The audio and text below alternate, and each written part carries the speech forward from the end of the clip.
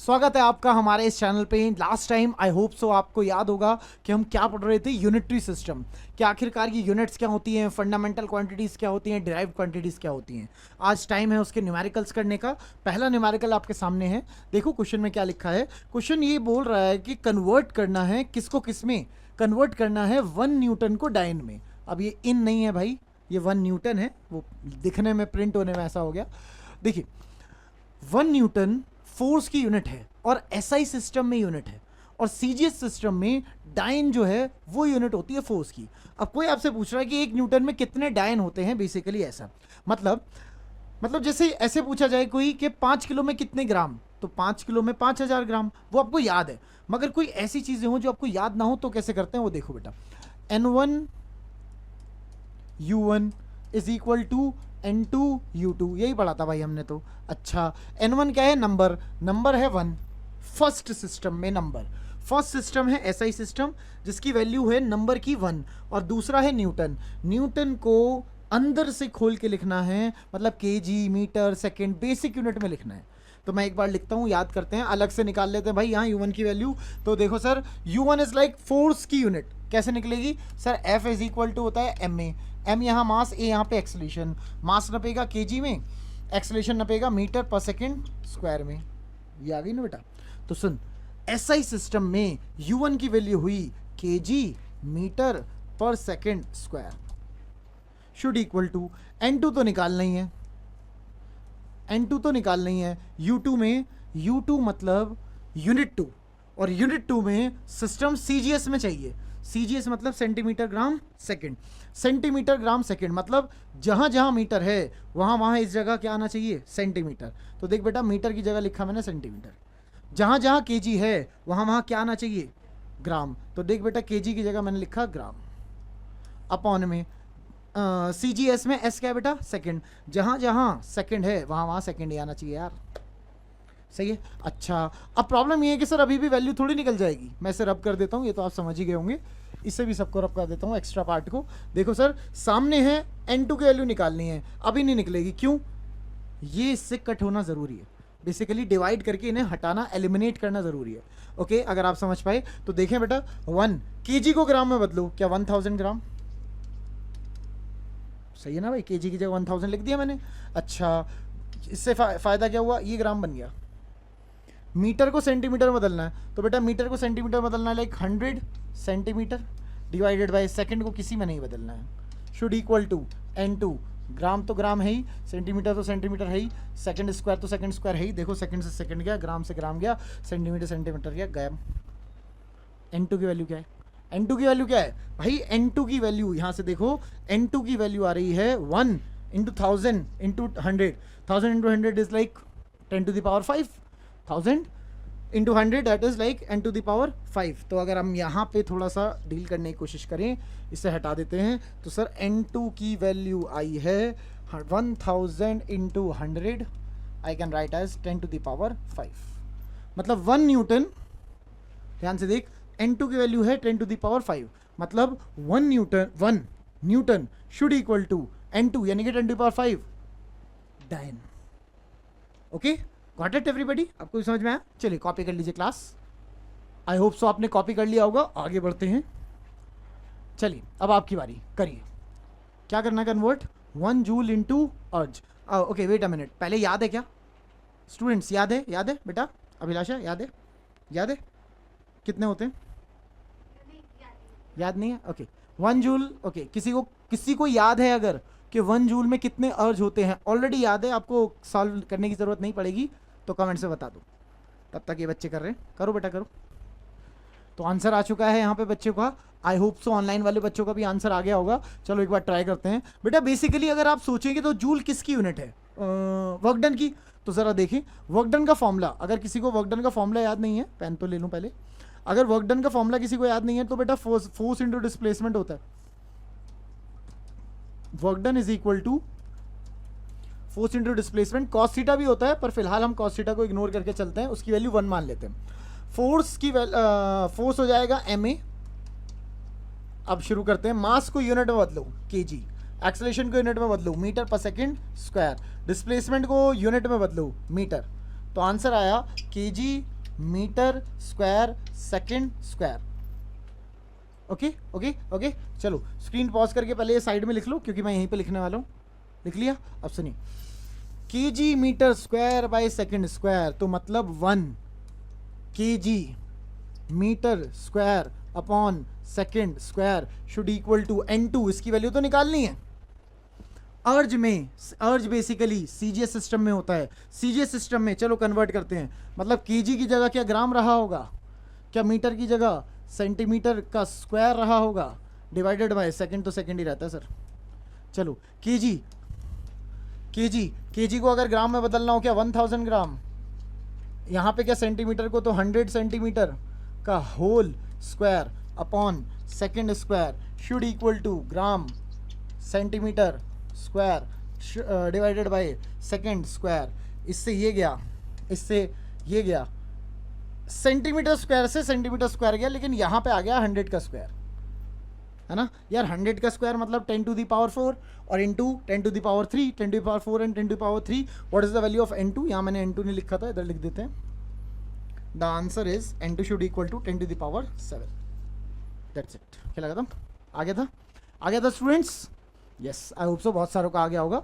बढ़िया, एकदम बहुत आसान सी चीज़ है। आगे बढ़ते हैं, ठीक है, आगे बढ़ते हैं। चलिए अब समझिए, आइए नया नया टॉपिक, दैट इज डायमेंशन। अब आप चाहे 11th में हैं, चाहे आप नीट के लिए प्रिपेयर कर रहे हैं, चाहे आप जेई के लिए प्रिपेयर कर रहे हैं, हम सब जानते हैं डायमेंशन का topic is the most important topic. एक क्वेश्चन जरूर आएगा हर जगह, एक क्वेश्चन हर जगह जरूर आएगा। चाहे आप 11th में हैं तो स्कूल में भी आएगा, नीट में है तो एग्जाम में आएगा, नीट के एग्जाम में आएगा, जेई में है, जिस भी एग्जाम की आप तैयारी कर रहे हैं, फिजिक्स आती है 11th 12th की तो डायमेंशन जरूर आएगा। जल्दी से देखो डायमेंशन होता क्या है, बस आप इसको डेफिनेशन बाद में देखेंगे, पहले मैं आपको हल्का सा बता देता हूँ। सुनो, दो तरह की क्वांटिटीज के बारे में बात करी थी, एक फंडामेंटल क्वांटिटी और एक डिराइव्ड क्वांटिटी। देखिए डिराइव्ड क्वांटिटी बताएं, डिराइव्ड क्वांटिटी का एक एग्जांपल, सर डिराइव्ड क्वांटिटी का एक एग्जांपल है स्पीड। अब सुनो बेटा ध्यान से, स्पीड का फॉर्मूला बताओ, डिस्टेंस अपॉन टाइम। अब रुकना, distance upon time is equal to, अब सुन, कोई कहे इसकी डायमेंशन क्या है, इसका मतलब क्या होता है, पहले ये समझो। हर डिराइव्ड क्वांटिटी या कोई भी फंडामेंटल क्वांटिटी, मतलब बेसिकली डिराइव्ड के लिए ज़्यादा इंपॉर्टेंट है, तो ज़रा सुनो, कोई भी डिराइव्ड क्वांटिटी कितनी पावर ऑफ फंडामेंटल क्वांटिटी पे डिपेंड करता है, इसे ही डायमेंशन कहते हैं। क्या बोल रहा हूँ अभी समझ आ जाएगा। सुनो, डिस्टेंस है, जैसे मुझे बताओ अगर डिस्टेंस है मतलब यहाँ से वहाँ तक जाना है आपको, तो कौन सी 7 कैटेगरी में से कौन सी कैटेगरी में फिट हो सकता है? फॉर एग्जांपल मास में फिट होएगा, लेंथ में फिट होएगा कि टाइम में फिट होएगा? लेंथ में। तो डिस्टेंस फिट होएगा लेंथ में, LENGTH लेंथ। अच्छा, डिवाइडेड बाय टाइम किस में फिट होएगा? टाइम तो टाइम में फिट होगा यार, टाइम तो टाइम में फिट होगा यार।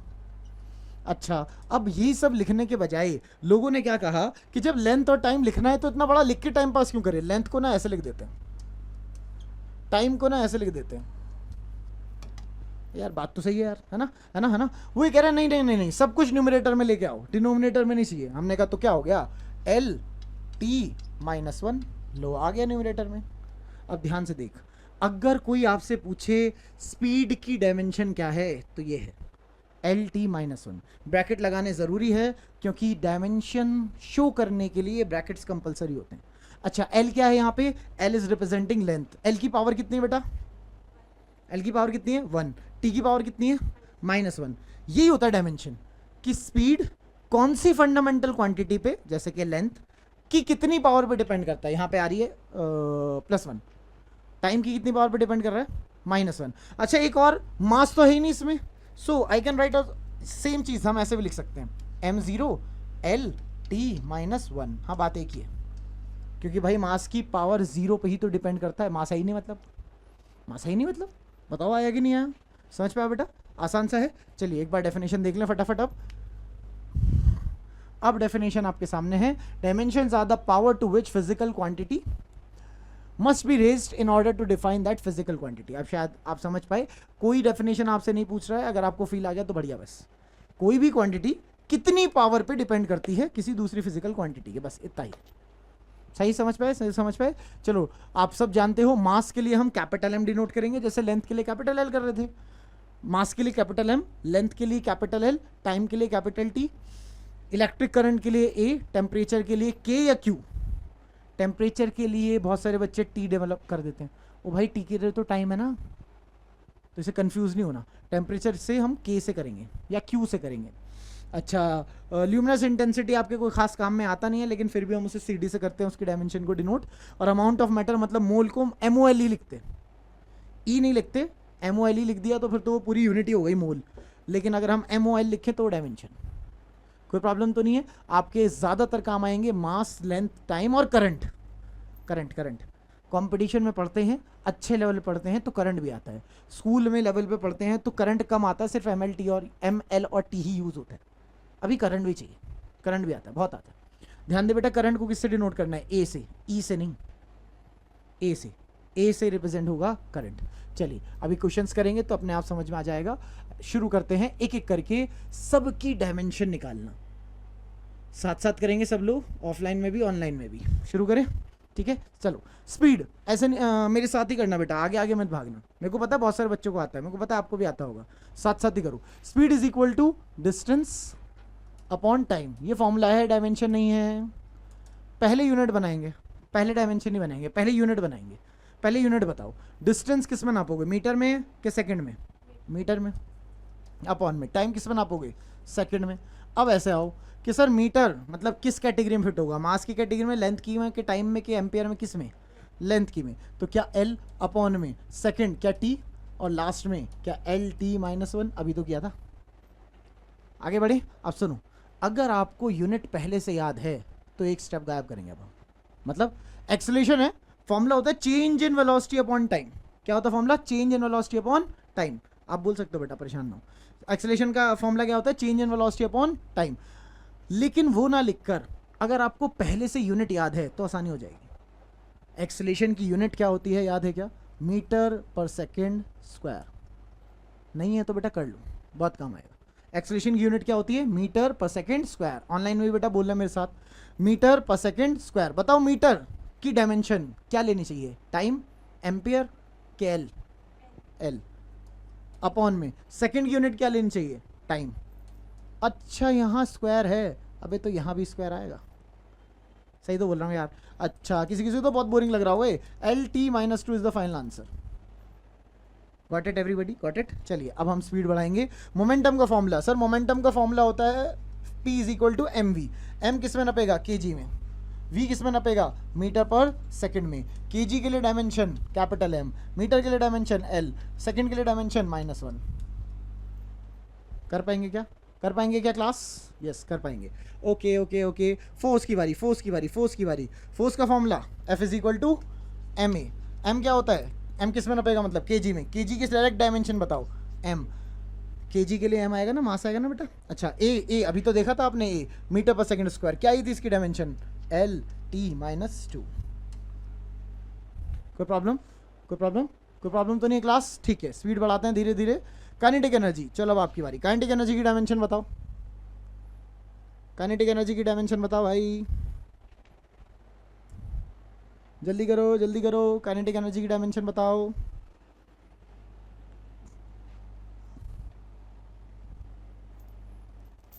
कितनी आई? Very good sir. देखें काइनेटिक एनर्जी का फॉर्मूला हाफ mv²। मास के लिए हो गया kg, हाफ में तो कुछ नहीं होगा। v वेलोसिटी, वेलोसिटी नपेगी मीटर पर सेकंड में, होल स्क्वायर है तो सर ये बन जाएगा kg metre square upon second square. Dimension में बदलते हैं, kg के लिए आया m, मीटर के लिए आया l⁻², अपॉन में t⁻²। लिखा जाएगा m l⁻², t⁻²। डायमेंशन तैयार किसकी? काइनेटिक एनर्जी की। आया सबको? आया सबको? बहुत बढ़िया। और आगे बढ़ेंगे बेटा, पोटेंशियल एनर्जी की बारी। पोटेंशियल एनर्जी की बताओ। फॉर्मूला होता है बेटा mgh। अब समझे, ये होता है ना बेटा? चलिए अब क्लास एक बात समझे फटाफट। वर्क डन की, काइनेटिक एनर्जी की, पोटेंशियल एनर्जी की यूनिट होती है जूल। और अगर यूनिट से ही डायमेंशन बनानी है, और अगर यूनिट सेम है तो डायमेंशन भी तो सेम होगी, दोबारा निकालने की ज़रूरत नहीं है। मतलब मतलब अगर काइनेटिक एनर्जी की आई है एम एल की पावर 2 टी की पावर -2 और उसकी यूनिट होती है जूल और पोटेंशियल एनर्जी की भी यूनिट होती है जूल, तो पोटेंशियल एनर्जी की भी डायमेंशन यही है। क्या यही है सर? एम एल की पावर 2 टी की पावर -2। खेला खत्म। समझ आया? समझ आया? चलिए अब आपकी बारी, जल्दी जल्दी से ये जो 2-3 बचे हुए हैं इनकी करिए। प्रेशर, एरिया, वॉल्यूम, डेंसिटी सबकी बताइए फटाफट, जल्दी करो।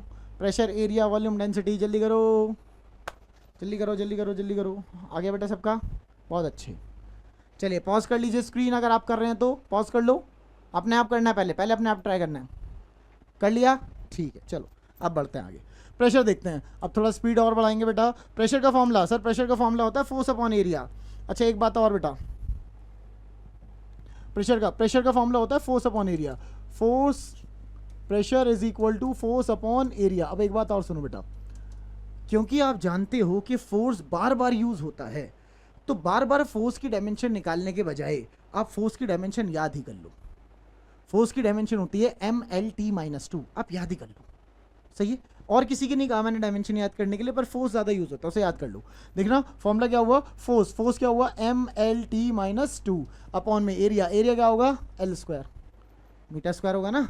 चलो फटाफट, इससे ये गया तो आंसर आया ML की पावर -1 T की पावर -2। आया क्या? सही आया था बेटा। चलिए एरिया बाद में क्यों लिया है सर? ये तो यहीं यूज हो गया L², है ना। वॉल्यूम क्या होता है? Length into breadth into height, metre cube के लिए L की पावर 3। डेंसिटी क्या होता है बेटा? मास अपॉन वॉल्यूम, मास के लिए क्या कैपिटल M, वॉल्यूम के लिए क्या L की पावर 3। तो आंसर क्या आया? ML की पावर -3। हो गया था। जितने बच्चे ऐसे हैं जो सब के जिससे सारे हो गए थे और परफेक्ट हो गए थे, वो एक बार लाइक करो या फिर कमेंट से बताओ, जल्दी से बताओ। अच्छा और आगे बढ़ते हैं, बताइए बेटा। कैपिटल जी देखा है? कितना आया? Very good. ऑनलाइन वाले सोच रहे होंगे इसको पहले से आता है। सही सोच रहे हैं, आता है उसको पहले से ही। बाकी सब आप देख लो, आपको ये फॉर्मूला आता होगा F is equal to G M1 M2 by R²। देखा ना सबने देखा ये। ग्रेविटी का फॉर्मूला है, फोर्स, ग्रेविटेशनल फोर्स का फॉर्मूला है, 9th क्लास में देखा था। चलिए फोर्स की डायमेंशन बताइए, MLT-2। ये हो गई फोर्स की। कैपिटल G की तो निकालनी है। मास मतलब क्या? केजी मतलब क्या? केजी इंटू केजी मतलब क्या? केजी का स्क्वायर की अगर मैं डायमेंशन बदलूं क्या? M का स्क्वायर डिवाइडेड बाय R क्या होता था बेटा? डिस्टेंस के लिए डायमेंशन क्या होगा? L की पावर 2। ऐसे ही ना यार। तो देखो फिर M से M गायब हो गया, L इधर आ गया, तो L2 इधर 1 इधर, क्या L3 T की पावर -2 इधर, ये M नीचे। सही है ना? ये है ना बेटा? ठीक है। अगर मैं इसे बढ़िया तरीके से लिखना चाहूं तो क्या ये हो जाएगा? Capital G is equal to M की पावर -1 L की पावर 3 T की पावर -2। आंसर कर पाएगा क्लास? सबका हो गया है? अगर कुछ अटक रहा है तो एक बार रिपीट करो, और अगर कुछ ऐसा लग रहा है कि सर ज़्यादा जल्दी हो गया या फिर अजीब सा लग रहा है, कुछ भी प्रॉब्लम आ रही है तो मुझे कमेंट से बताना, मैं नेक्स्ट वीडियो में उसको रिकवर करता हूँ। ठीक है, चलिए और आगे बढ़ते हैं। चलिए अब है नया टॉपिक, और अब से शायद आप बोल ना हो, शायद आप लोग भी, शायद अगर आपको आसान सा लग रहा था ना कि सर सब कुछ आसान सा ही तो चल रहा था, पता नहीं क्या हो रहा है ये, अब आएगा ना। धीरे धीरे बढ़ते हैं, अभी बढ़ते हैं। सुनो, हमने डायमेंशन निकालनी सीख ली, हमने फोर्स की डायमेंशन निकालनी सीख ली, मोमेंटम की डायमेंशन निकालनी सीख ली, हमने डायमेंशन निकालनी सीख ली, ठीक है। अब बारी आती है निकाल क्यों रहे, मतलब स्पीड की डायमेंशन निकालो, क्यों? बस निकालो। अब ऐसे थोड़ी होता, बस निकालो, मर्जी हमारी, निकालो, ऐसे नहीं होता। फिजिक्स में अगर हम कुछ भी पढ़ रहे हैं तो कुछ ना कुछ तो असली दुनिया में यूज़ होता है, इसलिए पढ़ रहे होते हैं, ये बात याद रखना, ठीक है सब लोग बेटा। फिजिक्स में अगर हम पढ़ रहे हैं तो कुछ ना कुछ तो यूज़ है। कभी कभी ऐसा होगा कि मैं आपको वो यूज़ ना बता पाऊँ, कभी कभी ऐसा होगा, ज़्यादातर मैं बताऊँगा, 99% में यूजेस बताऊँगा। कभी कभी ऐसा होगा जो इट्स लाइक कि वो यूज़ है मगर आप उस लेवल पे नहीं हो कि आप उसे समझ सको, बस इतना ही, ठीक है। यूज़ तो 100% सब चीज़ों का है। अब इससे पहले मैं कुछ बताऊँ, उससे पहले आप मेरी बात सुनो, सब लोग बेटा ध्यान से सुनेंगे, यही असली चीज़ थी जो आप, जिसके लिए आप वेट कर रहे थे या जिसके लिए आप पढ़ने आए थे। सुने ध्यान से, मैं आपसे कुछ पूछता हूँ, इधर देखो बेटा फटाफट। x is equal to Y Z plus C. मैंने सामने एक इक्वेशन लिखी है, मैं आपसे इससे पूछ रहा हूं कि सामने लिखी हुई इक्वेशन में कितनी टर्म्स हैं। How many terms are present in this equation, कितनी टर्म्स हैं इस इक्वेशन में, जल्दी से बताओ कमेंट्स में। आप भी बताओ बेटा कितनी है, जो से बोलो। 4 कितनी है भाई? 2 3 4, 2 3 4। ज़्यादातर बच्चे 4 बता रहे हैं, ज़्यादातर बच्चे 4 बता रहे हैं। इक्वेशन कितनी, सॉरी टर्म्स कितनी है? 4 ही तो है सर। कैसे सर? ये रहा 1, फिर ये रहा 2, फिर ये रहा 3 और ये रहा 4। शाबाश, बिल्कुल गलत, शाबाश बिल्कुल गलत। चलो एक बात देखो, मतलब छोटी सी बेसिक मैथ्स है, बेसिक इज नॉट इजी, याद रखेंगे हम। सुने, इज इक्वल टू, बेटा ध्यान लगाएं, is equal two plus minus, अगर ये बीच में आता है टर्म्स के तो टर्म्स सेपरेट हो जाती हैं। अगर मल्टीप्लाई डिवाइड आता है तो इससे टर्म्स सेपरेट नहीं होती। क्या बोल रहा हूं अभी समझो। ये एक टर्म है, इज इक्वल टू लगाया, मतलब इधर का अलग इधर का अलग, ठीक है सर। ये y और ये z आपस में कैसे? मल्टीप्लाई में। मल्टीप्लाई होने पर टर्म्स को सेपरेट नहीं माना जाता। समझने की कोशिश करना कि ये पूरी एक ही टर्म है। आप देख के कंफ्यूज हो रहे हो कि सर एक y और एक z है, ये दोनों एक ही यूनिट है, ये एक ही टर्म है। अच्छा, फिर बीच में प्लस आया, मतलब इधर का अलग इधर का अलग, प्लस लगा के ये वाला, ये तीसरी term, 1 term 2 term 3 term, 3 term है भाई। आया कि नहीं? आया कि नहीं? कितनी टर्म है भाई? 3। क्यों? क्योंकि मल्टीप्लाई और डिवाइड टर्म्स को सेपरेट नहीं करते। मल्टीप्लाई और डिवाइड टर्म्स को सेपरेट नहीं करते। तो फिर कौन करता है? इक्वल टू प्लस और माइनस। छोटी सी बात याद रहेगा, हम बहुत बोल रहे थे ना, बहुत सब कुछ, ये तो बहुत इजी सा लग रहा था ना, डायमेंशन निकालो डायमेंशन निकालो डायमेंशन निकालो। वो तो ये वाले क्वेश्चंस करवाने थे इसलिए डायमेंशन निकलवा रहा था, असली टॉपिक तो अब शुरू होगा। चलो समझ में आ गया, ज़्यादा परेशान नहीं होना, आसान सी बात थी, आप भूल गए होंगे, फिर आएगा, दोबारा आ जाएगा आपको समझ। देखो दोबारा से ट्राई करते हैं, एक और पूछता हूँ और मेरे को परफेक्ट आंसर देना आपके बारे ना। y is equal to x c plus b upon z. बताओ कितनी टर्म्स है, जल्दी बताओ कितनी टर्म्स हैं, मजा आ रहा है एकदम, लिखो कमेंट्स में, बताओ बताओ बताओ बताओ। 3 है भाई, 3 कैसे सर? एक टर्म इक्वल टू आ गया, मतलब इधर का अलग इधर का अलग, फिर ये पूरी एक टर्म, एक्स और सी मल्टीप्लाई में ना, तो पूरी एक टर्म, फिर इधर का अलग इधर का अलग क्योंकि बीच में प्लस आ गया, फिर ये पूरी एक टर्म, बी और जेड अलग अलग नहीं है क्योंकि डिवाइड में, ये पूरी एक टर्म। Very good. दोबारा से कितनी टर्म है? 3। समझ पाए? चलो अब आप यहां से आगे के लिए मेरी बात सुनो ध्यान से। डायमेंशन का यूज हमें पढ़ना है और इस टॉपिक को कहते हैं applications of dimensional analysis. Basically हमें एप्लीकेशन पढ़ना है, अब हम कहाँ अप्लाई करें इसको, सुनते रहो। हमें पढ़ना है एप्लीकेशन, मतलब हम इसे कहाँ अप्लाई करें, और इसकी एप्लीकेशन के ना 3 अलग अलग पार्ट्स हैं। मतलब बेसिकली हमारे पास 3 एप्लीकेशन है, आप ऐसे समझ सकते हो, 3 तरह की एप्लीकेशन है, जिसमें से पहली एप्लीकेशन को सीखने के लिए आपको एक लॉ जानना पड़ेगा, जिस लॉ को कहते हैं इक्वेशन ऑफ होमोजेनिटी। अब ये क्या है इक्वेशन ऑफ होमोजेनिटी, वो मैं अभी बताता हूं। देखो देखो इस इक्वेशन को, प्रिंसिपल ऑफ होमोजेनिटी क्या है ये, वो आप देखो। सामने इक्वेशन एक लिखी हुई है, v is equal to u plus at. देखिए देखिए इक्वेशन है क्या बेटा, देखिए देखिए इक्वेशन है ना, क्या इक्वेशन है? v इज इक्वल टू, बोलो बोलो बोलो, क्या है? v is equal to u plus eighty.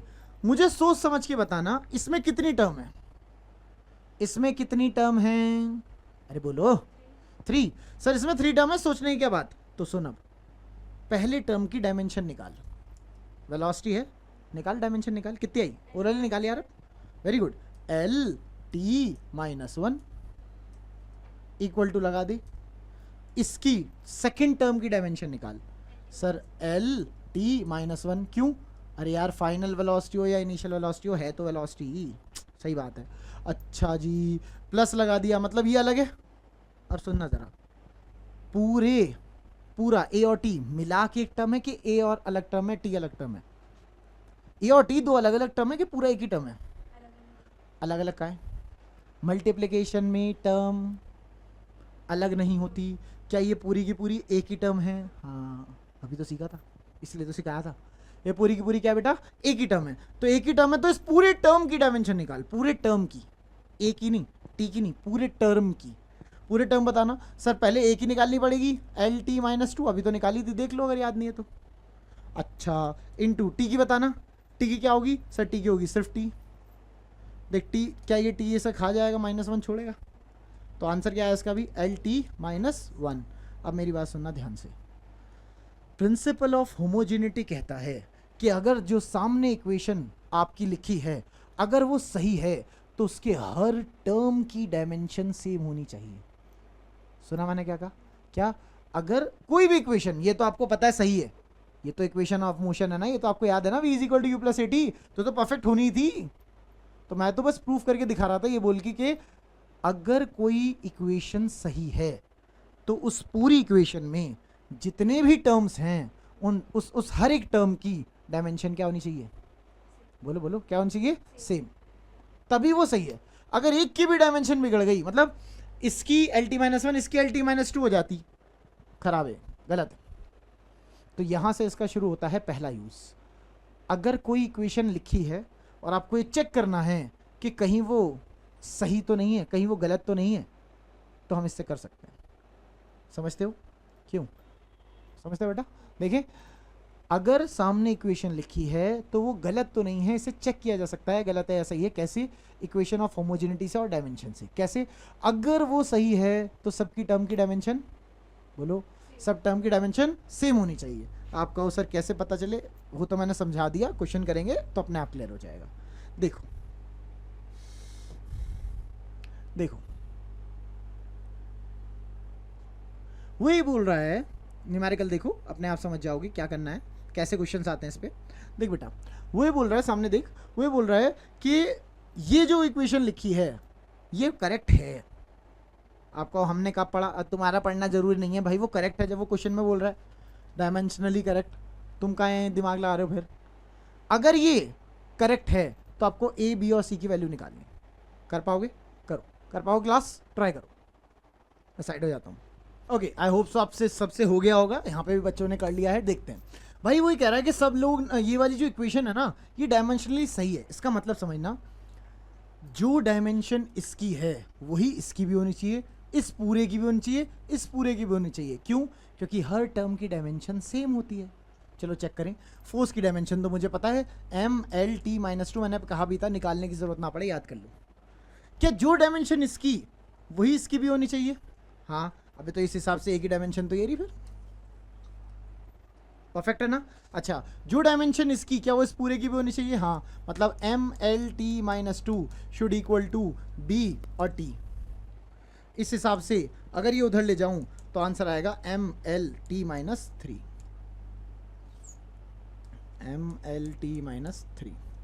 अच्छा, उस तीसरे वाले को करो, तीसरे वाले को करो सर, इसकी M L T -2 is equal to C T square मतलब टी की पावर 2, उधर जाएगा तो सी की value M L T -4। Answer आया था बेटा, ये आया था ना क्लास, ये आया था ना क्लास। ओके, चले आएंगे, ठीक है। फिर नेक्स्ट क्वेश्चन करेंगे बेटा, करो, थोड़ा सा एक लेवल टफ क्वेश्चन। वही है, अगर ये सामने वाली डायमेंशनली करेक्ट है तो आपको ए बी सी की वैल्यू निकालनी, स्मॉल ए स्मॉल बी स्मॉल सी की। और भाई स्मॉल ए एक्सेलेरेशन मत समझ लेना, पी यहाँ पे प्रेशर है, टी यहाँ पे टाइम है, पी यहाँ पे प्रेशर है, टी यहाँ पे टाइम है। करो करो जल्दी से, स्क्रीन पॉज करो। चलो, आई होप सो आप सबसे हो गया होगा, एक बार ट्राई करते हैं भाई।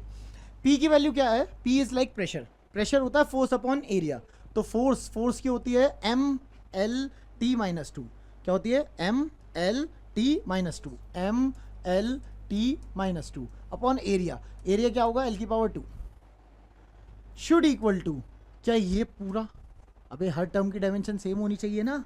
अच्छा, हर टर्म की डायमेंशन सेम होनी चाहिए तो ये हो गया एम एल ना ए टी की पावर 2, परफेक्ट। तो देखें सर, एक एल से एक एल उड़ेगा, वो उधर आ जाएगा, तो एम एल की पावर -1 टी की पावर -4, -2 इधर, ये नीचे आया, ऊपर गया,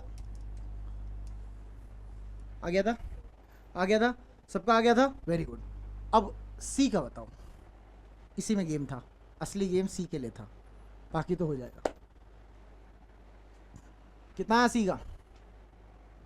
आपने बस एक ही निकाला था क्या अभिलाषा?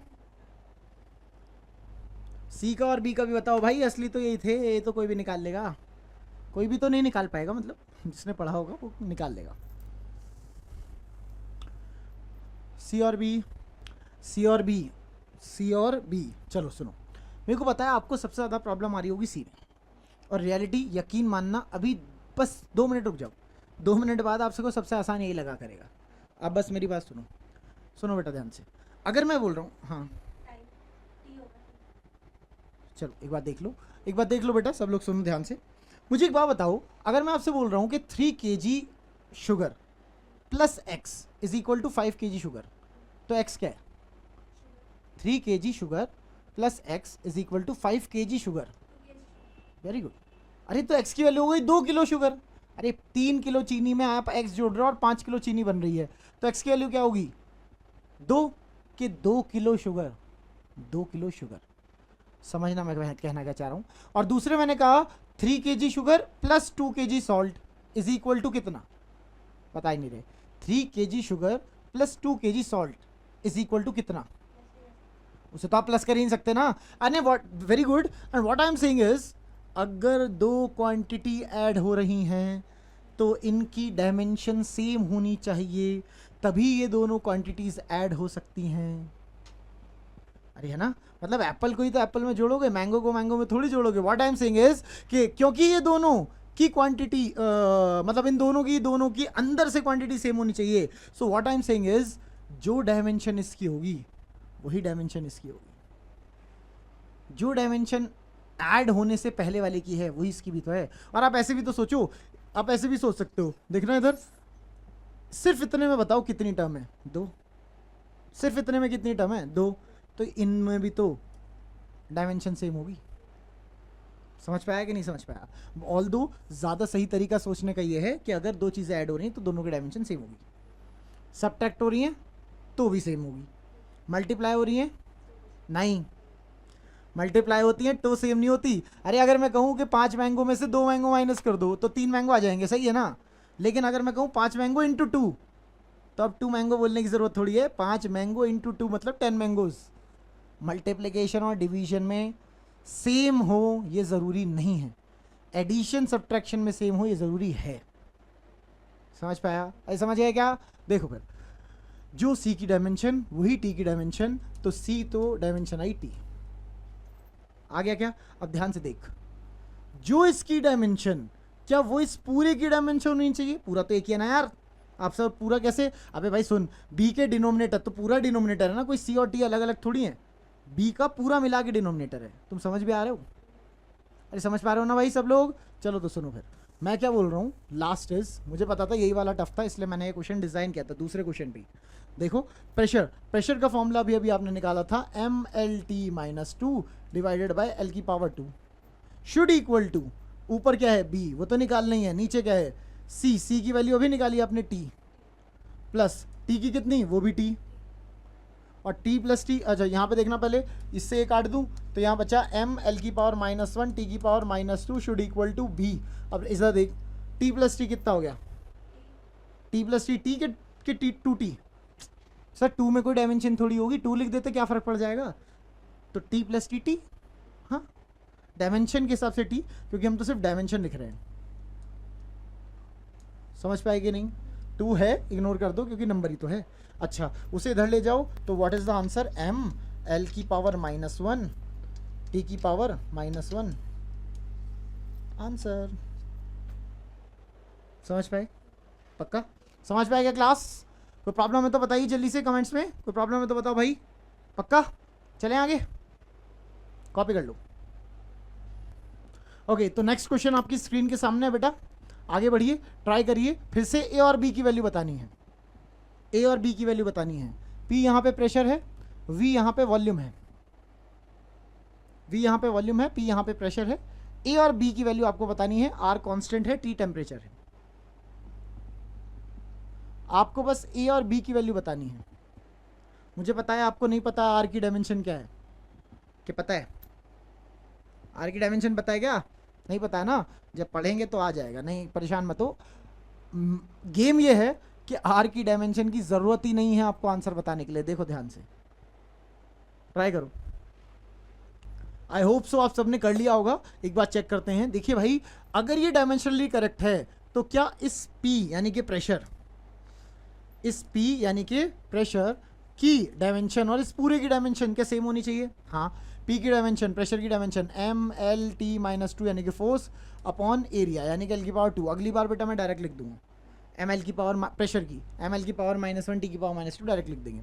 Should equal to A upon V। V क्या बेटा वहाँ पे? वेलोसिटी नहीं है, वॉल्यूम है, वॉल्यूम है, वॉल्यूम वॉल्यूम वॉल्यूम वॉल्यूम यानी कि L3। हाँ ठीक है सर, इससे काटो इसे, L उधर, M L की पावर 2 T की power -2 is equal to A क्या आ गई? और B का क्या है? ओ एरर हो गई, 1 मिनट वापस चलेंगे भाई। वहाँ पे A के ऊपर L³ है और उसके बाद स्क्वायर भी तो है, ये मिस हो गया था। हाँ भाई, तो फिर ये क्या हो जाएगा? 3 2 ज़ा 6। क्या मैं ऐसा लिख सकता हूँ L की पावर 6? हाँ, फिर 6 से काटेगा तो ये 4 आएगा बेटा, उधर जाएगा तो M L की पावर 5 T की power -2 is equal to A। Very good. अच्छा, ये है बेटा V माइनस B, मतलब क्या जो वॉल्यूम की वही B की, क्योंकि दो चीज़ें माइनस तभी हो सकती हैं जब दोनों की डायमेंशन सेम हो। और V मतलब वॉल्यूम, वेलोसिटी नहीं वॉल्यूम, और वॉल्यूम की क्या होती है? L3। तो B की भी क्या होगी? बताया कि नहीं आया? ये सारे क्वेश्चन आते हैं कंपटीशन में, स्कूल में भी आते हैं 3-3 नंबर में, ऐसी बात नहीं है, मगर फिर भी नीट में, जेई में, जहाँ पे भी आते हैं वो यही सब क्वेश्चन आते हैं। वो नहीं आएंगे डायमेंशन निकालो, वो आते हैं तो थोड़े टफ वाले, 12th वाले पार्ट वाले मिल के आते हैं। आप इधर से यही करेंगे अभी। चलिए आगे बढ़ते हैं।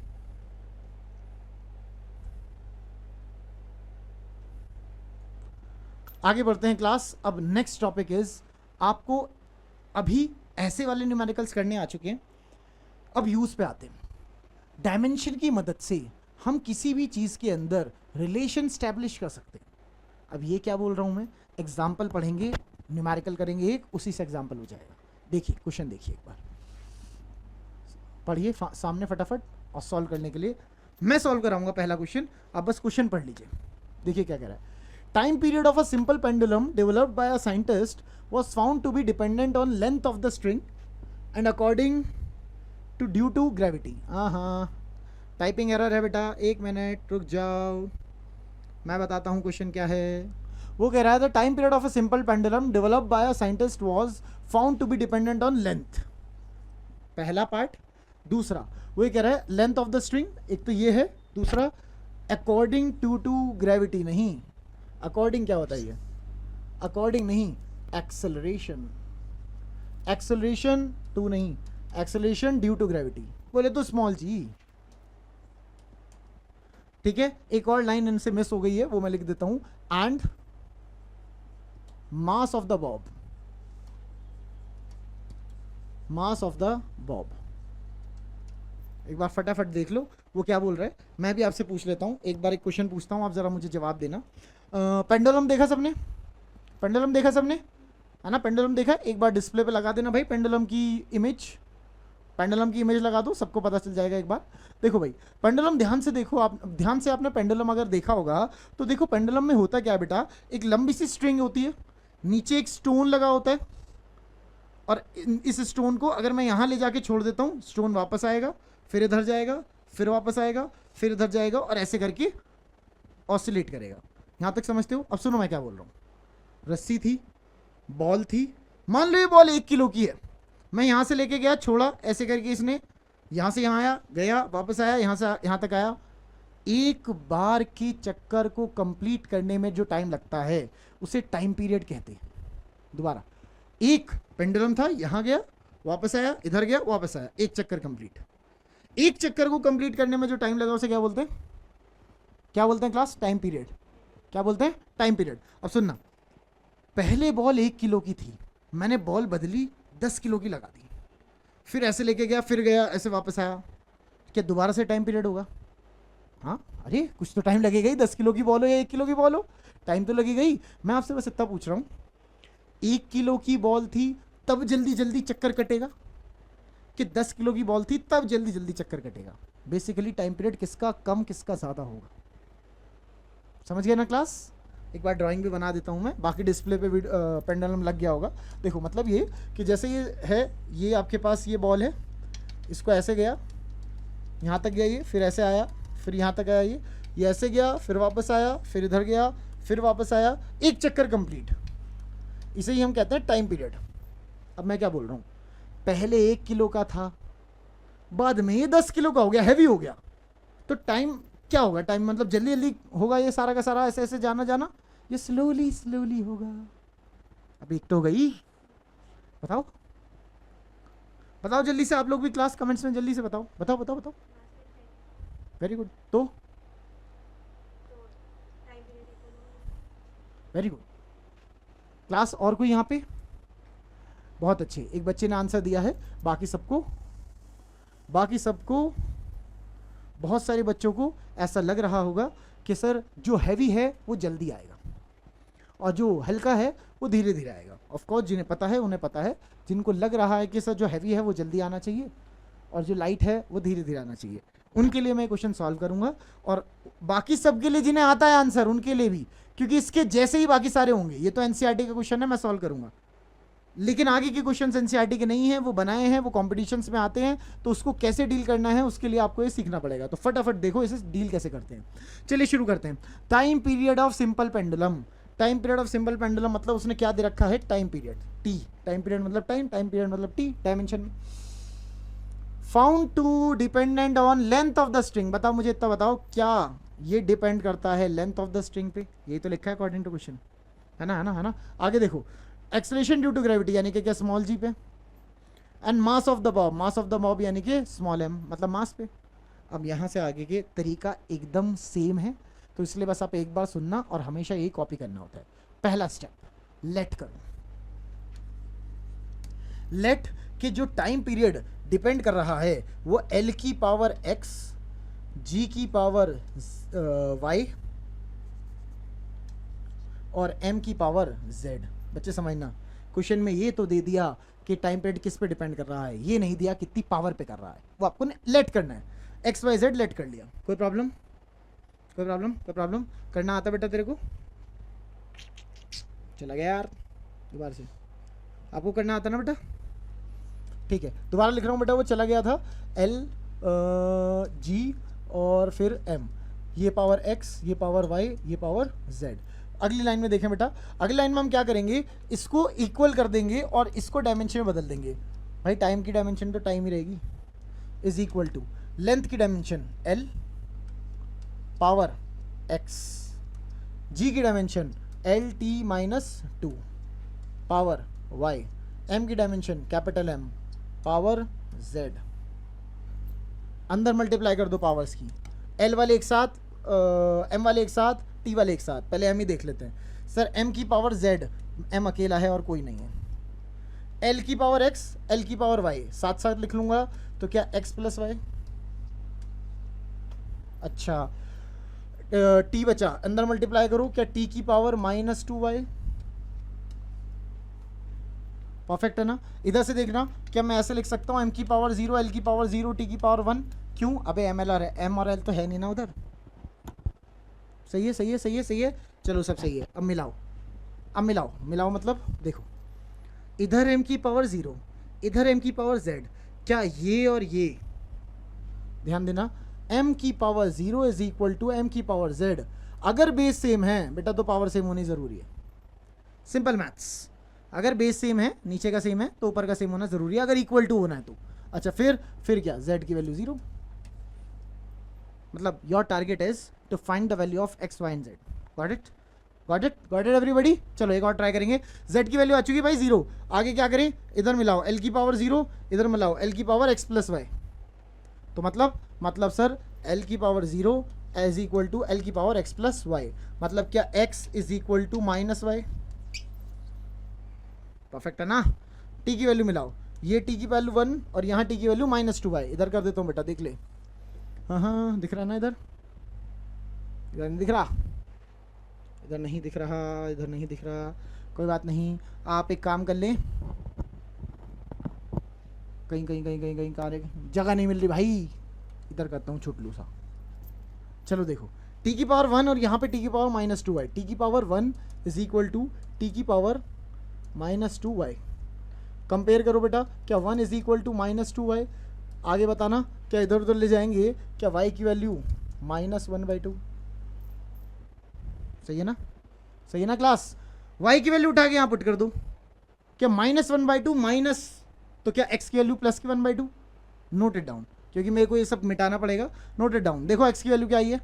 x की वैल्यू आई है +1/2। y की वैल्यू क्या आई है? y की वैल्यू आई है -1/2। x की वैल्यू आई है +1/2। z की वैल्यू आई है 0। समझ गए? परफेक्ट। चलो तो मैं आगे बढ़ता हूं। देखो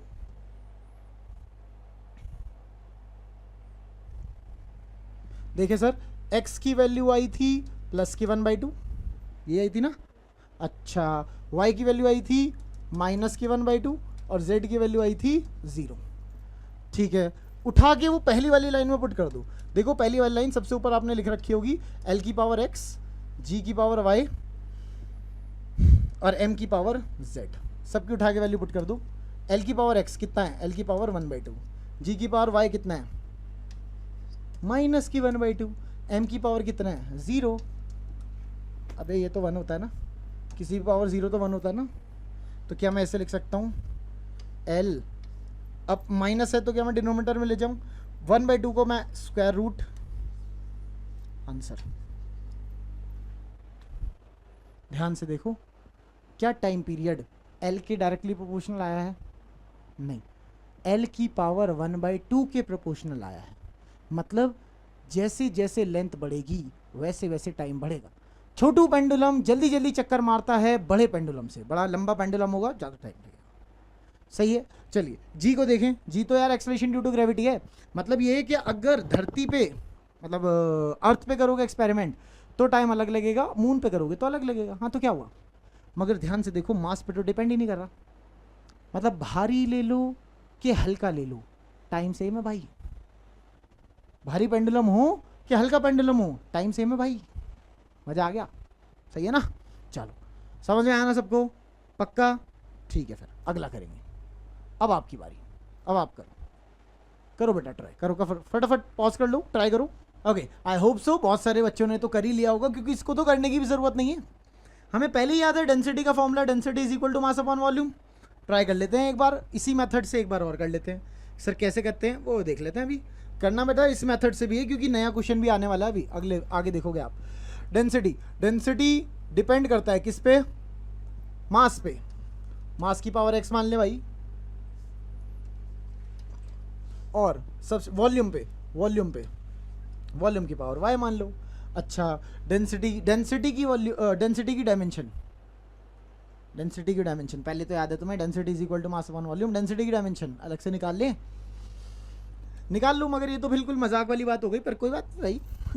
डेंसिटी की डायमेंशन सर रो होता है मास अपॉन वॉल्यूम। मास के लिए हो जाएगा m और वॉल्यूम के लिए l की पावर 3। ऊपर ले जाऊंगा तो m l की power -3। Put it sir, m l की power -3 should equal to m की पावर x l की पावर y। भाई मिला ले, इधर m की पावर कितनी 1, इधर m की पावर कितनी x, तो x की वैल्यू कितनी 1, इधर m की पावर कितनी l की पावर -3, इधर y कितना, y is equal to -3। Put कर दोगे तो ये आ जाएगा आंसर। मतलब it's like very very very basic and फर्जी क्वेश्चन। बढ़े आगे। नेक्स्ट, अब की बार बढ़िया बेटा, बढ़िया मतलब थोड़ा डिफरेंट है। ऐसा नहीं है जो आपको याद ही हो जाए, सर क्यों करवा रहे हो फालतू में, याद तो है, ऐसा नहीं है। वो बस मैंने प्रैक्टिस के लिए दिए थे शुरू के 2 क्वेश्चंस। करो, ट्राई करो इसको, पॉज करो। ओके, सो आप ध्यान से देख रहे होंगे कि इसके अंदर थोड़ी सी वैरायटी चेंज हो गई है। टफ वफ कुछ नहीं है, बस आप समझिए कि आज तक आपको बेस क्वांटिटीज पता होती थी, जैसे आप मास, लेंथ, टाइम कहते थे। अभी वो इस क्वेश्चन में कह रहा है कि नहीं, बेस क्वांटिटीज ही अलग है भाई, कुछ और ही बेस क्वांटिटीज हैं। तो होने दो, ट्राई करते। चलो ट्राई करो। If the area, velocity and density are taken to be base quantities, then find the dependency of the force on these quantities। मतलब समझना ध्यान से क्वेश्चन को, जो वो बोल रहा है बस उसे पढ़ते रहो। Find the dependency of force, मतलब क्या फोर्स डिपेंड करता है? हाँ, किस पे? एरिया पे, कॉमा वेलोसिटी पे कॉमा डेंसिटी पे, डेंसिटी को रो से डिनोट करते हैं, सही है ना भाई। चलो सुनो, इसकी पावर x मान लो, इसकी पावर y मान लो, इसकी पावर z मान लो, ऐसे तो करते थे। फोर्स को सेकंड स्टेप क्या था, इसको डायमेंशन बदलो, m l t -2 should equal to, इसको डायमेंशन बदलो, एरिया की डायमेंशन l स्क्वायर की पावर x, सही तो है, l स्क्वायर की पावर x, क्या मैं 2x लिख दूँ, कोई प्रॉब्लम, चलो अच्छा जी, इनटू वेलोसिटी, डायमेंशन ऐसे ले लो, हाँ velocity L T -1 bracket y, सही है ना। डेंसिटी मास इंटू वॉल्यूम होता है ना, मास के लिए आ गया कैपिटल M अपॉन वॉल्यूम यानी कि L की पावर -3 होल पावर Z, सही है ना भाई, सही है ना क्लास। अच्छा एक मिनट बेटा, एक सेकंड बेटा, मैं साइलेंट कर दूं, मोबाइल में फ़ोन आ रहा है किसी का।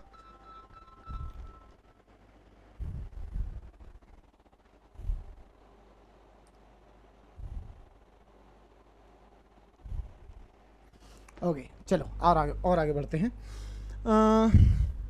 यहाँ से बेटा देखो फटाफट, m वाले एक साथ, l वाले एक साथ, t वाले एक साथ, ट्राई करते हैं। सर इधर तो m l t -2 है ही, इधर l की पावर 2x, l की पावर y, l की पावर 3z। ओ भाई कितना बड़ा है ये, l की पावर, पहले m वाले लिखते हैं यार, हाँ पहले m है ना, पहले m वाले लिखते हैं, m की पावर z, अब l वाले लिखो, l की power 2x plus y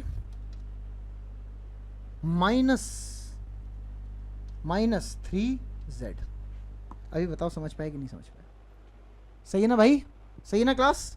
m की पावर z, देखो यहाँ से 2x, यहाँ से y और वहाँ से 3z, बढ़िया सी इक्वेशन, मस्त एकदम। t का देखो भाई, t इधर है नहीं, इधर -y, उधर -3z, करें कंपेयर, शुरू करें, चलो शुरू करते हैं। इधर m की वैल्यू 1, इधर m की वैल्यू z, इसका मतलब z की वैल्यू कितनी 1, तो यहीं ख़त्म हो गया भाई। इधर देखते हैं, इधर बाकी देखते हैं, पहले t की देखते हैं, इधर t की वैल्यू -2 शुड इक्वल टू, इधर t की वैल्यू -y -3z,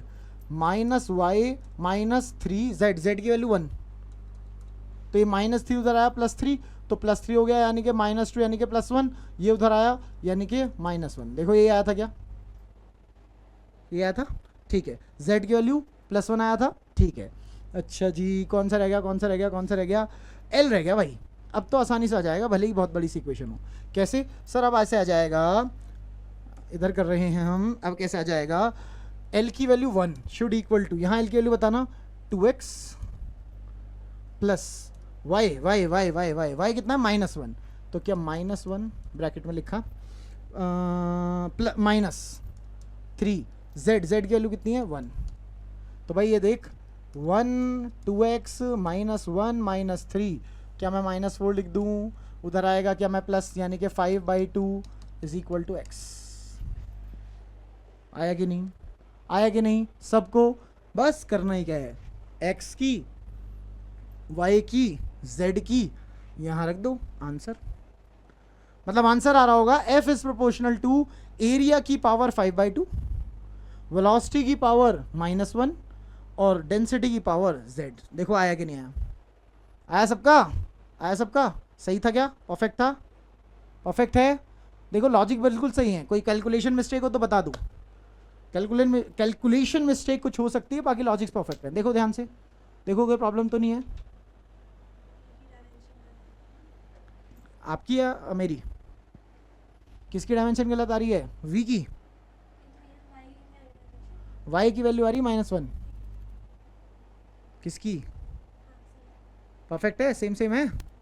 चलिए फिर कॉपी कर लो क्लास, अगर नहीं हुआ था तो फिर आगे बढ़ेंगे, देख लो बेटा एक बार,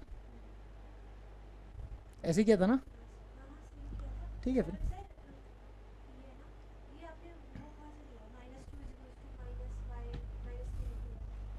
-2 is equal to,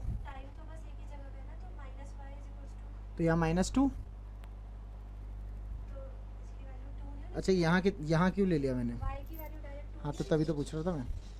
okay error हो गया है, एरर हो गया है, एरर हो गया है। z की वैल्यू तो ठीक है, इसका मतलब ये भी एरर हो गया है। z की वैल्यू तो 1 ठीक थी, y की वैल्यू यहाँ पे मैंने t की वैल्यू -y यहाँ से भी गलती से मैंने नोट कर लिया, कोई बात नहीं, सही करते हैं, थोड़ा सा सही करते हैं, सही करते हैं, सही करते हैं। इधर से इधर से इधर से इधर से इधर से t की पावर इधर है -y, उधर है -2, इस हिसाब से तो -2 इज इक्वल टू -y, ये तो और आसान हो गया, माइनस से माइनस गया, y की वैल्यू 2, ये आया ना, ये आया ना क्लास, ये आया था। Thank you thank you thank you thank you thank you. दोबारा से पढ़ेंगे, आगे बढ़ते हैं। तो सर ज़रा l को देखें, l तो सही है सब कुछ, तो देखें इधर l है 1, 1 should equal to 2 into x, x तो एक्स है ही, प्लस वाई, वाई कितना आया 2, प्लस प्लस है नहीं माइनस है, -3z यानी कि -3, सही है सर। ये आया -1, -1 उधर आया तो +1, तो यानी कि 2 इज इक्वल टू 2x, यानी कि x is equal to 1।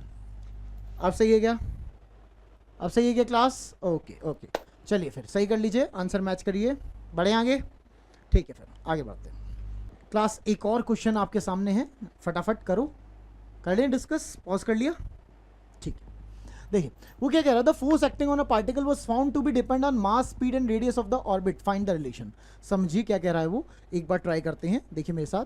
Find the force acting on a particle, मतलब फोर्स डिपेंड करता है, फोर्स कैपिटल एफ लिखूंगा, टू बी ऑन स्पीड, नहीं, found to be depend on mass, मतलब वो मास पे डिपेंड करता है। स्पीड यानी कि चाल, स्पीड पे डिपेंड करता है। रेडियस यानी कि आर, रेडियस पे डिपेंड करता है। इसकी पावर x, इसकी पावर y, इसकी पावर z। अच्छा, अगले स्टेप में क्या डायमेंशन बदल दूं, ml t की power -2 should equal to mass की पावर x, स्पीड की power l t -1 y, radius क्या l, पावर क्या z, क्या यहाँ से हुआ m की power 1 should equal to m की power x, that means x की वैल्यू आ गई 1, क्या लगा था। और देखते हैं भाई, l l l इधर से है l की पावर 1, उधर से है, उधर से आया y और उधर से आया z, तो बेटा उधर से आया y प्लस z। अगर अजीब लग रहा है तो बेटा देख लो, मैं स्लो हो जाऊंगा, मुझे कमेंट से बता देना, अगली क्लास से मैं स्लो हो जाऊंगा, अगर ऐसा कहोगे तो बता देना। देखो l की पावर 1 है, यहाँ 1 है, l की पावर y इसमें गया तो y, l z भी गया तो z, तो y प्लस z मल्टीप्लाई में है ना बेटा, तो y प्लस z is equal to 1। Equation बना के छोड़ दो, फर्स्ट इक्वेशन सॉल्व नहीं कर पाओगे आप, क्योंकि ना तो आपके पास y है ना z है। दूसरी, इधर देखो टाइम को, देखो टाइम को, इधर है t की पावर -2, इधर है t की पावर -y, तो -2 is equal to -y, minus से माइनस गया, y की वैल्यू आई 2, y की वैल्यू आई 2। अच्छा, y की वैल्यू आई 2, तो इसे उठा के इसमें पुट कर दो, 2 इधर, इधर जाएगा माइनस का, तो z की वैल्यू आई -1। देखो आंसर आ रहा है, f is proportional to m की पावर 1, स्पीड की पावर 2 एंड रेडियस की पावर -1। आ रहा है क्या, आ रहा है क्या, वेरी गुड। चलिए आगे बढ़े, आगे बढ़े।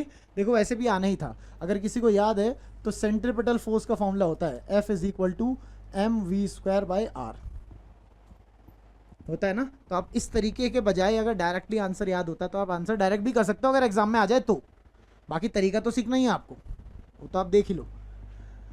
चलिए फिर आगे बढ़े, आगे बढ़े, आ गया था बेटा, बहुत अच्छे, ठीक है। कॉपी क्लास अगर आप कर रहे हैं तो ओके क्लास, तो आई होप सो आपसे वाले सारे क्वेश्चंस हो गए होंगे, एक कैटेगरी, एक सेट ऑफ क्वेश्चंस तो कंप्लीट हो चुके हैं। अब जो सामने क्वेश्चन लिखा है ये एक और नई वैरायटी का क्वेश्चन है। इसे क्वेश्चन को कराने से पहले मैं आपको एक बात बता दूं, थोड़ा सा देखिएगा ध्यान से।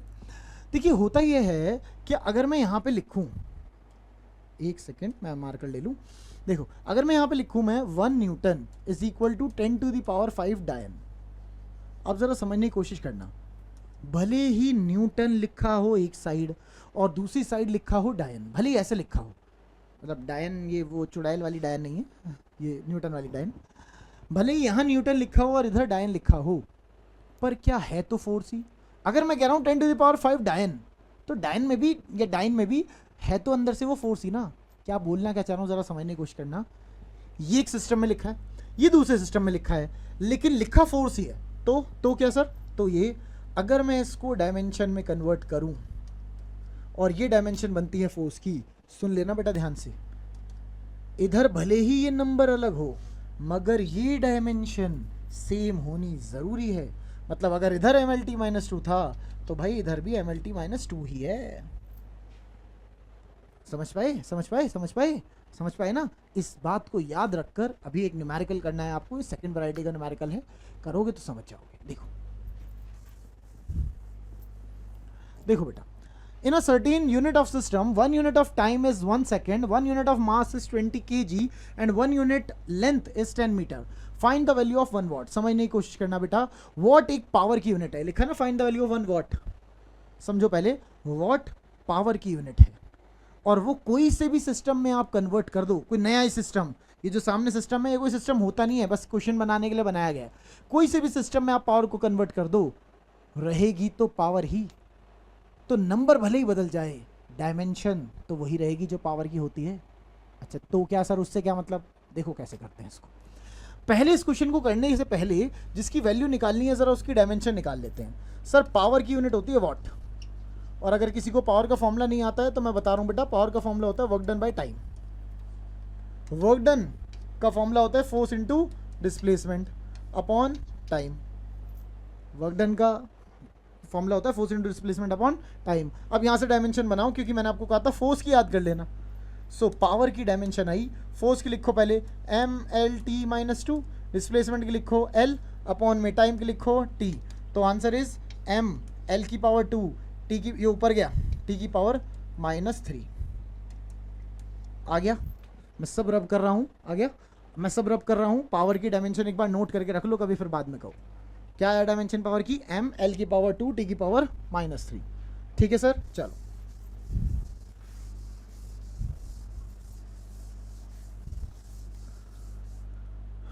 क्या आ रही पावर की डायमेंशन, ML की पावर, अरे बोलो, ML की पावर, L की पावर 2, T की पावर -3, ये आई ना बेटा। चल फिर आगे सुन। अब वो कह रहा है ना सर्टेन यूनिट ऑफ सिस्टम, जरा समझने की कोशिश करना। कोई एक सर्टेन यूनिट ऑफ सिस्टम है, पहले ना 1 वॉट को देखो, 1 और वॉट ये ऐसा ही सिस्टम है भाई। मतलब देखते जा, N1U1 is equal to N2U2, अभी पढ़ा था ना तूने थोड़े दिन पहले, है ना। अच्छा आगे देख, N1 क्या है, नंबर, पहले नंबर क्या है 1, इंटू U1 मतलब यूनिट। अब की बार बस इसे यूनिट ना बोल के आप डायमेंशन से सोचो, अब की बार इसे यूनिट से ना सोच के डायमेंशन से सोचो। तो क्या हो गया, डायमेंशन बदल दो, डायमेंशन भरो ना फिर। ML की पावर 2, T की power -3 should equal to N2, अरे वो तो निकालना ही है। ये U2 मतलब डायमेंशन इन सेकंड सिस्टम। यार सिस्टम कोई सभी हो, डायमेंशन तो वही रहेगी। अब जरा मेरी बात समझना ध्यान से, क्योंकि ये डायमेंशन वही रहेगी, लेकिन ये डायमेंशन लिखी है पहले वाले सिस्टम में, ये डायमेंशन लिखी है सेकंड वाले सिस्टम में। तो क्या सर, तो क्या, तो ये तो ये कि 1 वाले सिस्टम के लिए छुटलू 1 छुटलू 1 छुटलू 1 लगाओ, 2 वाले सिस्टम के लिए छुटलू 2 छुटलू 2 छुटलू 2 लगाओ।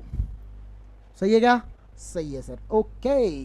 N2 की वैल्यू निकालनी है, इसे नीचे ले आओ, 1 तो 1 है ही, उसे उड़ा दो। M1 L1 T1 divided by M2 L2 T2, power लगाएंगे देखना इधर, होल पावर M1 की power 1, whole power 2, whole power बताओ -3 इज इक्वल टू N2। बताओ आया कि नहीं आया, आया। अब सुन ध्यान से, दोबारा करना क्या है, करना क्या है, ये तो यहाँ लगा ही चुके हैं, इसे उड़ा रहा हूँ मैं, बस ध्यान से सुनता देखना कि करना क्या है। M1 है क्या एक्चुअली में, ध्यान समझो। M1 है मास, और M का मतलब है मास, 1 का मतलब है पहले वाले सिस्टम में, है ना। M का मतलब है मास और 1 का मतलब है पहले वाले सिस्टम में। अब सुन, M का मतलब है मास और 1 का मतलब है पहले वाले सिस्टम में, दोबारा इस चीज को डायमेंशन से यूनिट में कन्वर्ट कर दो। मतलब मास इन 1 वाला सिस्टम, 1 वाला सिस्टम हमने ऐसा ही लिया था, तो M1 की जगह मास इन 1 वाला सिस्टम किस में नापते हैं, केजी में। देखो समझ में भी आया यार, M क्या होता है, मास, 1 क्या है 1 वाला सिस्टम, और 1 वाला सिस्टम को मैं ऐसा ही सिस्टम को 1 वाला सिस्टम लिया, तो वन वाले सिस्टम में मास, एसआई सिस्टम में मास किस में नापोगे? केजी में। तो लिख दिया मैंने, सही है ना? ठीक है सर, कोई बात नहीं, आगे बढ़ते हैं। अच्छा, अपॉन में m2, m मतलब क्या है? मास। 2 मतलब क्या है? बोलो दूसरा, ना ना ना ना, m मतलब मास, 2 मतलब क्या है? सेकंड सिस्टम में मास। सेकंड सिस्टम में मास क्या है? क्वेश्चन में दिया होगा।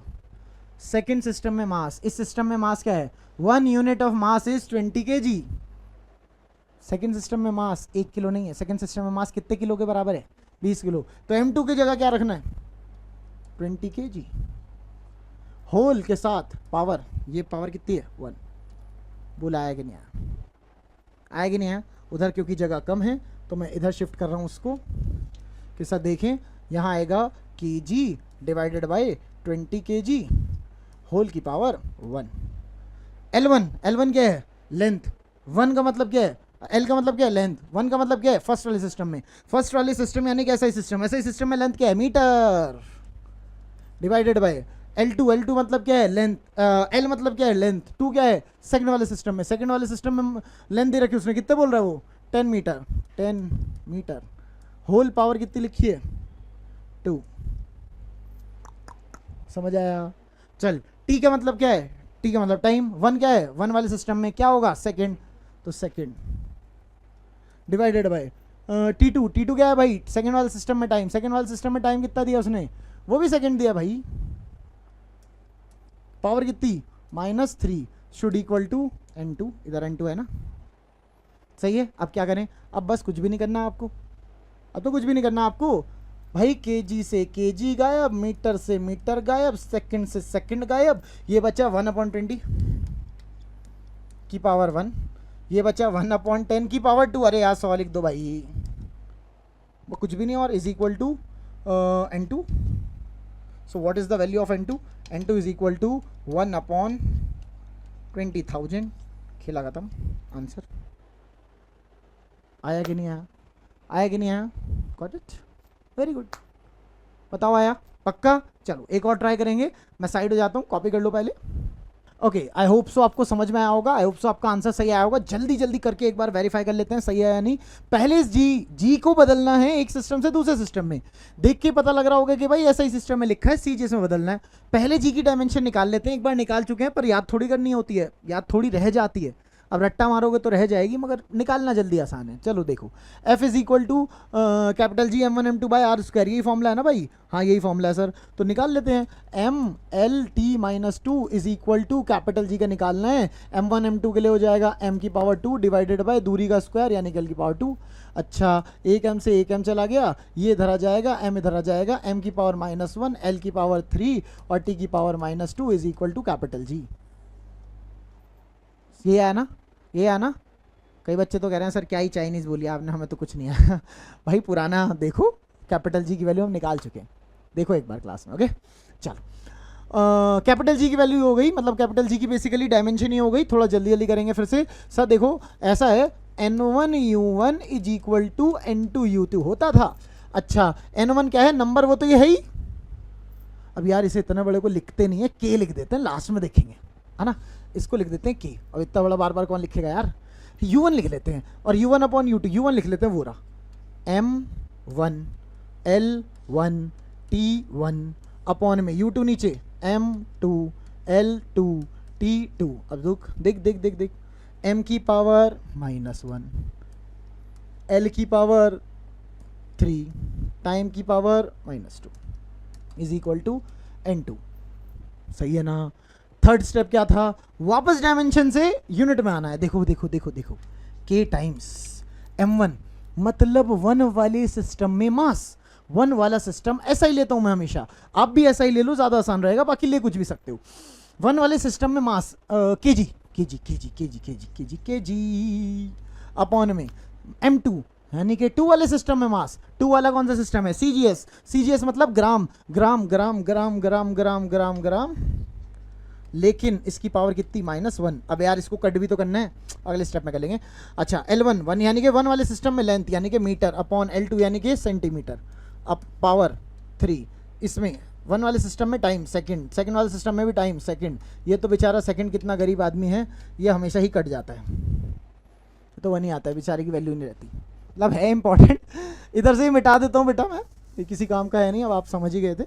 देखिए अगले स्टेप में क्या करेंगे, के इंटू, क्या केजी और ग्राम को मुझे कट करना है, मुझे नंबर्स चाहिए, केजी को ग्राम में बदल दूँ, 1 केजी में कितने ग्राम, 1000, तो देखें सर 1000 ग्राम अपॉन ग्राम, ग्राम से ग्राम उड़ गया, पावर कितनी भाई साहब इसकी, -1, इंटू मीटर को बदलो यार, मीटर को सेंटीमीटर बदलो, 100 100 सेंटीमीटर बाय सेंटीमीटर, पावर कितनी भाई इसकी 3 इज इक्वल टू n2, ये सही है गया।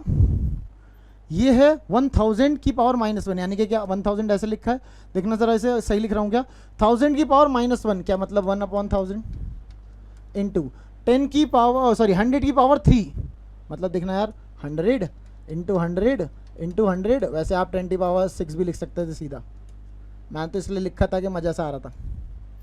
सो what should be the answer, n2 is equal to k, यानी कि ये 6.67 इंटू 10 टू द पावर -11 और इंटू 1000,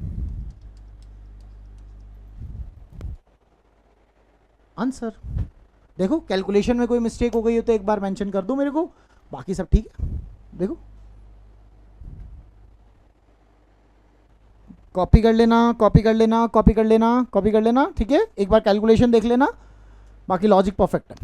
गॉट इट, चलते हैं आगे, साइड हो रहा हूँ। ओके तो बहुत मेहनत करी है डायमेंशंस में, डायमेंशन निकाली, डायमेंशन की एप्लीकेशन सीखी, सब कुछ सीख चुके हैं। लास्ट टॉपिक आने वाला है, लेकिन ये एग्जाम में सबसे ज़्यादा आता है, नीट जेई 11th में बहुत कम आता है, पर ये कंपटीशन में बहुत ज़्यादा आता है, चाहे नीट हो चाहे जेई हो, सब चीज़ में। सुने, जेई के मेंस में आएगा, एडवांस में डायमेंशन के क्वेश्चंस कुछ अलग ही आएंगे, वो जब समय आएगा मैं बताऊंगा, पर मेंस में भर भर के आता है। सुनो, ट्रिग्नोमेट्री, यही तो रहेगा असली, ये तो ट्रिग्नोमेट्री।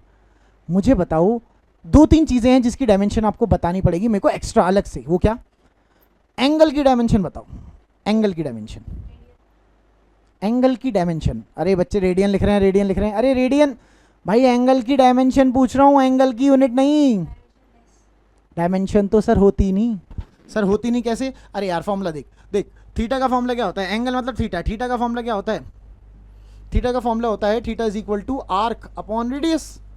हाँ सर, आर्क किस में नपेगा, मीटर में, रेडियस किस में नपेगा, मीटर में, कट कटा के कुछ नहीं बचा, तो यूनिट तो होती है, यूनिट तो होती है रेडियन, मगर डायमेंशन नहीं होती, मतलब डायमेंशन लेस है बोले तो m0 l0 t0, कौन कौन, थीटा, रिमेंबर दिस, थीटा यानी कि एंगल के अंदर कोई डायमेंशन नहीं होती। Got it everybody. चलो, जब थीटा ही बता रहे हो तो साइन थीटा की डायमेंशन भी बता दो, साइन थीटा मतलब ट्रिग्नोमेट्रिक रेशियो, साइन थीटा की डायमेंशन, कॉस थीटा की डायमेंशन, टेन थीटा की डायमेंशन, एक एक करके निकालते हैं, नोट कर लेना फटाफट, थीटा की डायमेंशन 0, नोट क्या करनी है, याद रखना है। अच्छा, लेकिन इसके अंदर यूनिट होती है, डायमेंशन से यूनिट का डायरेक्ट रिलेशन नहीं होता है, इट्स लाइक ऐसी भी क्वांटिटीज होती हैं जिसमें डायमेंशन ना हो पर यूनिट हो, एग्जाम्पल सामने है ना।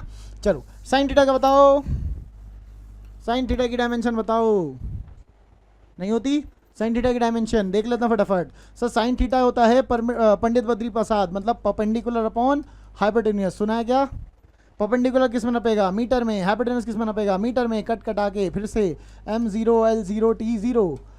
सुने फिर, अब बहुत हो गया ये सब कर करके देखना, बच्चों की तरह समझे। ट्रिग्नोमेट्रिक रेशियो में कोई डायमेंशन नहीं होती, थीटा में कोई डायमेंशन नहीं होती, इसके अलावा लॉगरिथमिक फंक्शंस, लॉग लॉग आपने देखा होगा, लॉग एक्स, ई की पावर एक्स, इनमें कोई डायमेंशन नहीं होती।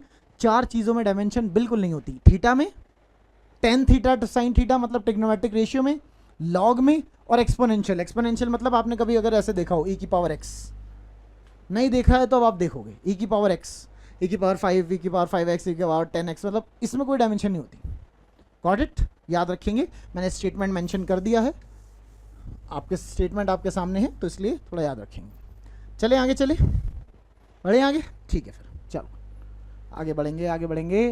राइट, इक्वेशन सही है, आपको करना क्या है, इक्वेशन सही है, आपको करना क्या है, ए बी सी डी सबकी डायमेंशन निकालनी है। कैपिटल ए, कहाँ गया भाई, कहाँ गया भाई, कहाँ गया, कहाँ गया भाई, कहाँ गया, दोबारा खोलना पड़ेगा। खुल जा सिम सिम, खुल गया सिम सिम। आपको ए की, बी की, सी, बी मतलब स्मॉल बी है, सी की, डी की, सब की डायमेंशन निकालनी है। सबका बदला लेगा फैजल। निकालो निकालो। ओके क्लास, आई होप सो आपको मजा आया होगा, आपने करा भी होगा। ट्राई करते हैं। देखो भाई साइन थीटा, अरे यार अंदर क्या लिखा है जान दो। साइन थीटा के अंदर कोई डायमेंशन नहीं होती। हाँ, क्या ये एक टर्म, क्या ये पूरी दूसरी टर्म जिसमें इसकी डायमेंशन है नहीं। अबे तो फिर तो ये नहीं हो गया कि f is equal to a, नहीं f is equal to a नहीं, f की dimension is equal to a, मतलब M L T minus two, force की dimension is equal to a की डायमेंशन खाली आ गई। सिंपल। और देखो, और देखो, और देखो भाई, जो इसकी डायमेंशन वही इसकी, और क्या वही इसकी। अभी तो पढ़ा था हर टर्म की डायमेंशन सेम होती है, पढ़ा था ना। तो इसका तो चलो चेक कर लिया तुमने, इसका देखते हैं। इसमें भी तो कॉस थीटा है। अब किसी के मन में आ रहा हो सर थीटा कहाँ है, वो तो डी टी लिखा है। अबे किसी भी फॉर्म में लिखा हो, है तो थीटा ही। मैं तेरे को बोलूँ कि नहीं, मैं तेरे को 100 रुपये कैश देने के बजाय यूपीआई भेजूंगा, कैसे भी भेजो, आएंगे तो पैसे ही, है ना। कई लोग तो बोल रहे हैं सर ये रहा यूपीआई, भेज दो। अबे गरीबो, देखो इधर कोई पैसे वैसे ना मिल रहे हैं। देख इधर, एफ की वैल्यू कितनी, M L T minus two is equal to, इधर देख बेटा, इसकी डायमेंशन इनटू इसकी, इसमें तो है ही नहीं कुछ भी, तो फिर क्या मतलब, क्या सी की डायमेंशन ये रही, फिर क्या क्या है, बस है ना भाई। तो हर टर्म की डायमेंशन सेम होनी थी, और इसकी डायमेंशन सेम होनी थी इसके, और इसमें डायमेंशन थी नहीं, तो जो सी वही एफ। समझ गया। चलो एक और बार ट्राई करते हैं। अभी ए और बी की तो नहीं, ए और सी की तो आ गई, बी की बची। सुनना ध्यान से। सर साइन के अंदर जो भी होता है, जैसे साइन के अंदर जो भी होता है वो थीटा ही तो होता है, लेकिन यहां थीटा की जगह बीटी दे रखा है। अबे तो समझना, क्या इसका मतलब ये है कि थीटा की वैल्यू बीटी है। फील करना बेटा, इसका मतलब क्या थीटा की वैल्यू बी है ना, क्या इसका मतलब थीटा की वैल्यू टी है, नहीं।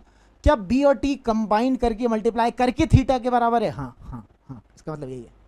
अच्छा फिर क्या, इसमें तो डायमेंशन होती ही नहीं। फिर इसको ऐसे लिख दो, m0 l0 t0 is equal to B, और ये t, इस हिसाब से b ये नीचे आएगा, ऊपर आएगा तो b कितना, t की पावर। खेला खत्म, खेला खत्म। बताओ आया या नहीं, आया आया आया। इस हिसाब से तो ये भी ऐसी है फिर। हाँ, अब मैं बार बार छोटी छोटी चीज़ें क्यों लिखी हैं, देखें बस, theta is equal to d t, तो सर इधर तो m0 l0 t0 is equal to D, और ये टी की हो जाएगी कैपिटल टी, तो ये उधर आएगा, तो डी की वैल्यू कितनी, अगर आ गया तो इसका मतलब डायमेंशन का कोई क्वेश्चन अब गलत नहीं होने वाला तुम्हारा। मस्त हो रहे हैं एकदम पक्का। ठीक है, देखो ट्राई करो, कॉपी करो अगर नहीं हुआ था तो। ओके क्लास, सो आई होप सो आपको मजा आया होगा। ये था आपका पूरा का पूरा चैप्टर। इसके अलावा जो भी क्वेश्चंस आते हैं वो ऐसे आते हैं कि 12th का कोई फॉर्मूला दे देंगे और उससे कोई आपसे डायमेंशन पूछ लेंगे। For example F is equal to 1/4 pi epsilon naught Q1 Q2 by R square, इसके अंदर एक एप्सिलॉन नॉट आता है, इसकी डायमेंशन बताओ।